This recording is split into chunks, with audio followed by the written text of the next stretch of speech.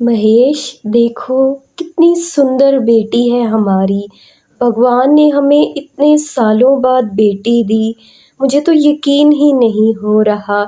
चलो कोई बात नहीं, बेटा ना सही, कम से कम हमारी कोई औलाद तो होगी। देखिए ना, मेरी बेटी कितनी सुंदर है। अरे बस बस सुनीता, मेरी बेटी को नजर मत लगाना। और मुझे ये तो बताओ कि ये रूम कैसा मैंने सेट करवाया है। कितना अच्छा है ना। देखो कितना सुंदर, मैंने हर चीज पिंक रखी है। लड़कियों को तो यही चीजें अच्छी लगती हैं। और देखो मेरी बेटी कितनी प्यारी है, बिल्कुल इस कमरे में अच्छी लगेगी। सुनीता और महेश के घर का शादी के बहुत सालों बाद एक बेटी पैदा होती है जिसका नाम वो लाडली रखते हैं। उन्हें अपनी बेटी बहुत प्यारी होती है क्योंकि बहुत सालों बाद उनके घर पैदा हुई, इसलिए वो उसे बहुत लाड प्यार से रखते हैं।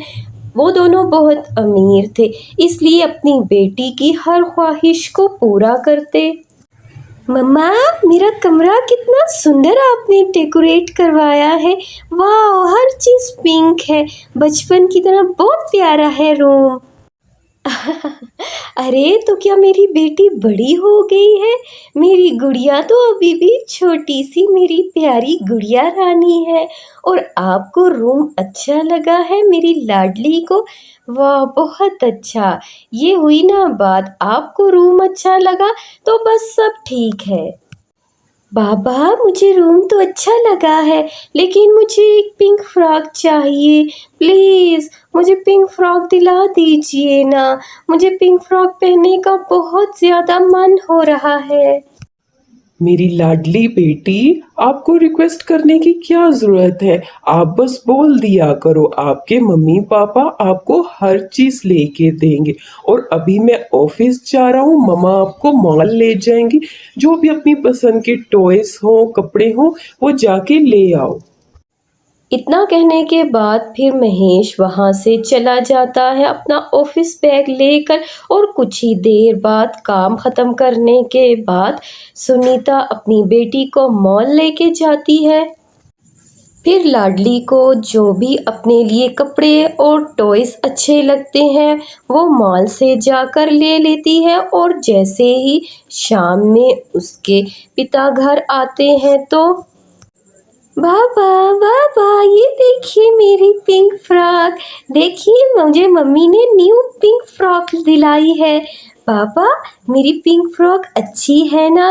और मैं इसमें क्यूट लग रही हूँ ना? बोलो ना। अरे ये भी भला कोई पूछने वाली बात है। मेरी गुड़िया रानी तो है ही इतनी प्यारी। पिंक फ्रॉक पहने, रेड पहने, ऑरेंज पहने, कुछ भी पहन ले, मेरी बिटिया रानी तो हमेशा ही क्यूट लगेगी। अच्छा गुड़िया, बहुत देर हो गई है, अब आप जाओ और जाके सो जाओ।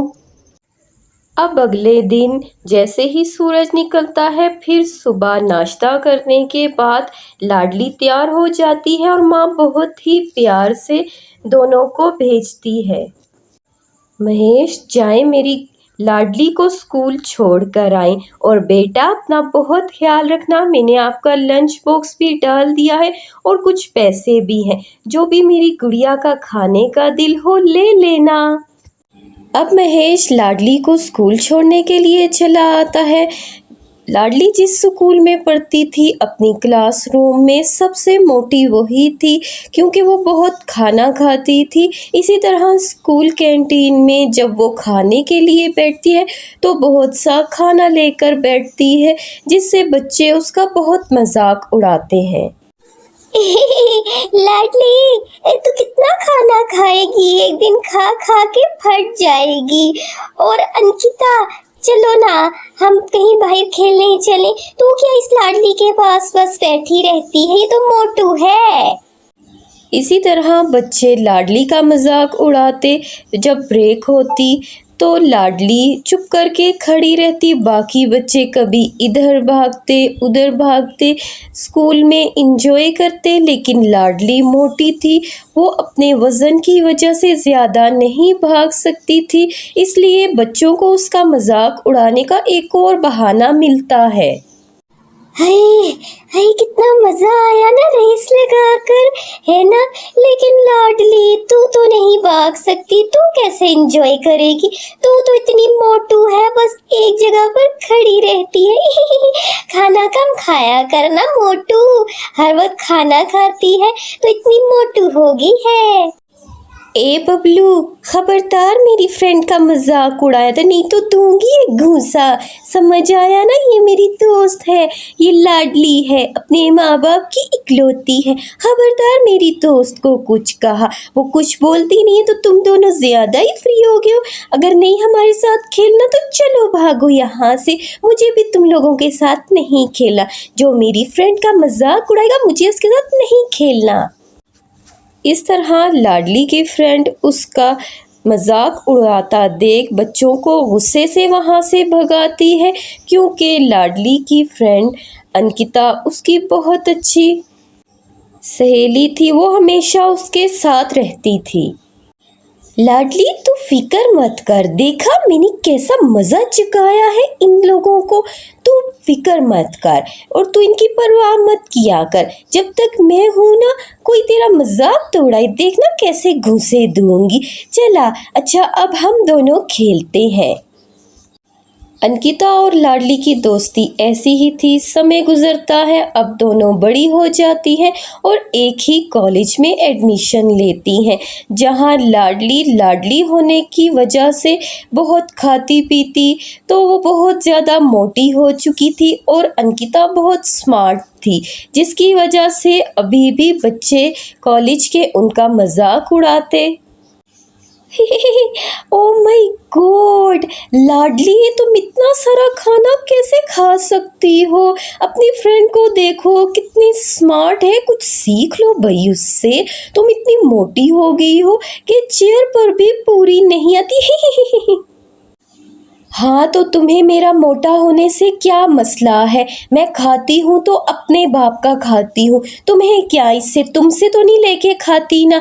तुम्हें अगर नहीं पसंद मेरा यहाँ पर खाना तो तुम चली जाओ ना, मैं तुम्हारी पॉकेट से पैसे लेकर तो नहीं खाती हूँ। मैं लाडली हूँ, मेरा जो मन चाहेगा मैं वही खाऊंगी।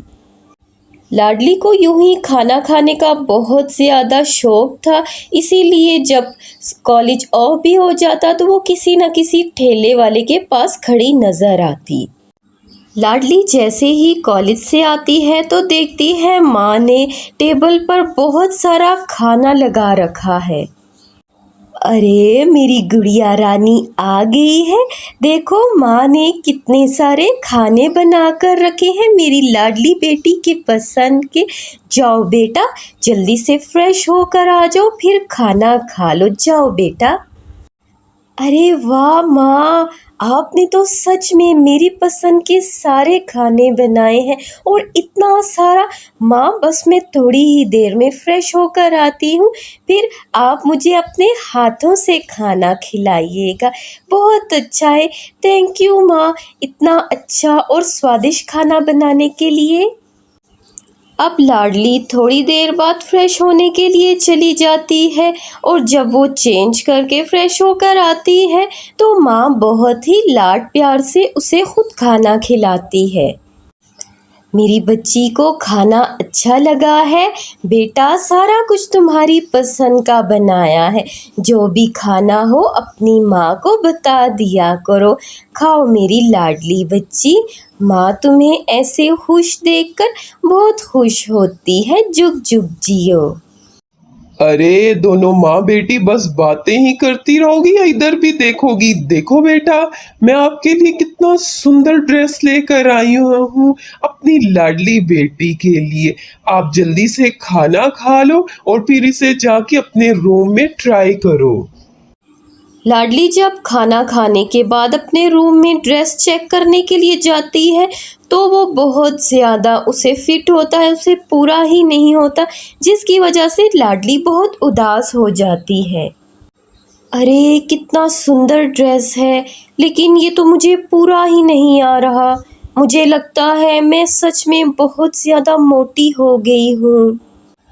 लाडली यूं ही उदास थी और दूसरे दिन जब वो कॉलेज आती है तो अंकिता उसे अपना न्यू ड्रेस दिखाती है। लाडली देखो मेरा ड्रेस कैसा है। देखना कल ही मम्मी मेरे लिए नया ड्रेस लेकर आई हैं और बताना ये मुझ पर कैसा लग रहा है। मैं स्लिम तो लग रही हूँ ना, और कूल भी। कैसा है मेरा ये ड्रेस? बहुत सुंदर है अंकिता, तू तो स्मार्ट है, कुछ भी पहन लेती है, अच्छा लगता है। लेकिन देख ना मैं कितनी मोटी हो गई हूँ, मुझ पर तो कुछ सूट ही नहीं करता। पता है कल डैडी इतना अच्छा ड्रेस लेकर आए थे, लेकिन वो मुझे पूरा ही नहीं। मैं सच में बहुत मोटी हो गई हूँ। लाडली देख, तू मेरी बचपन की सहेली है, इसलिए मेरी बात का बुरा मत मनाना। मैं तुझे प्यार से समझाती हूँ। देख, लाडला होना अलग बात है, लेकिन तू बहुत ज़्यादा फूडी हो गई है, बहुत खाना खाती है। इसकी वजह से तू अब बहुत वेट गेन कर रही है, तो तू कुछ कर इसका। अब लाडली अपनी सहेली अंकिता की बातें सुनकर कुछ सोच विचार करने लगती है, और ऐसे ही वो अपने रूम में जब घर आती है तो उदास बैठी होती है। फिर माँ लाडली के कंधे पर प्यार से हाथ रखकर वजह पूछती है। लाडली मेरी प्यारी बेटी, क्या हुआ? तुम जब से कॉलेज से आई हो यूं ही उदास हो, ठीक से खाना भी नहीं खाया। क्या हुआ मेरी बच्ची? किसी ने कुछ कहा है तुम्हें? नहीं माँ, किसी ने कुछ नहीं कहा, बस मैं अपने वज़न की वजह से बहुत उदास हूँ। माँ मैं बहुत मोटी हो गई हूँ, कॉलेज में भी सभी बच्चे मेरा मजाक उड़ाते हैं, और मैं अब सोचती हूँ क्या करूँ। डैडी का लाया हुआ इतना सुंदर ड्रेस भी मुझे पूरा नहीं।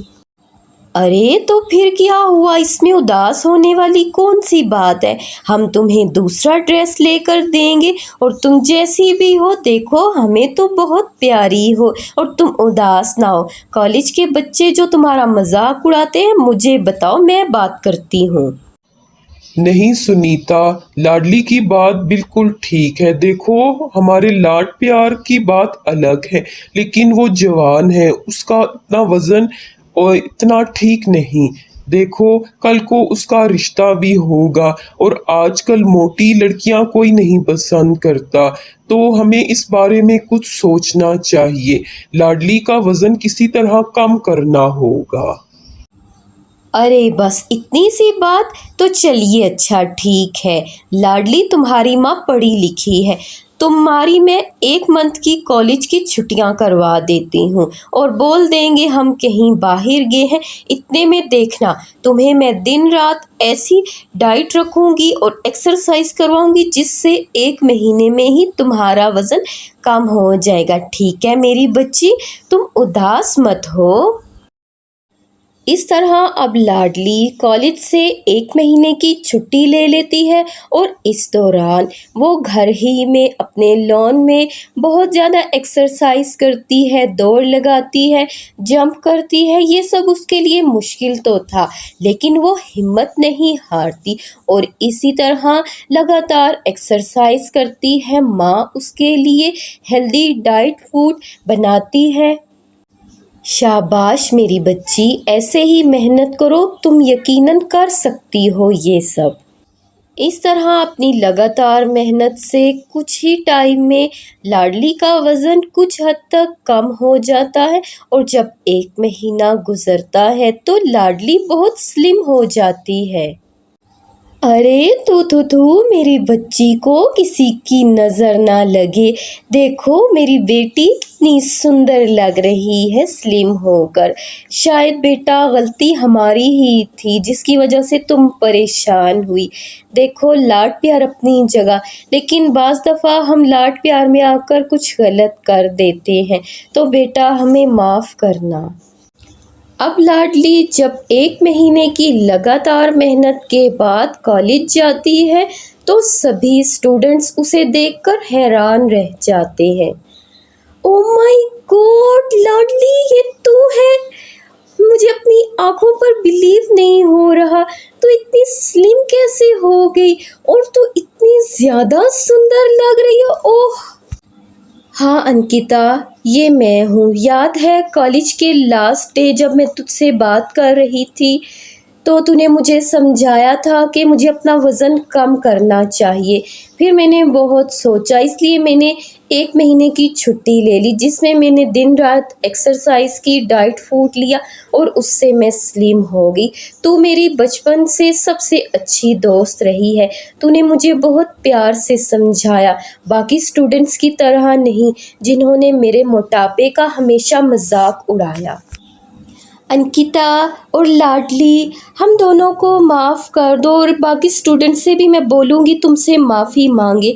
मैं जानती हूँ हमने तुम्हारा बहुत मजाक उड़ाया, लेकिन हम ये समझ ही नहीं पाए कि तुम अपने माँ बाप की इकलौती औलाद हो और इतनी लाडली हो, जिसकी वजह से तुम्हारा वेट गेन हो गया।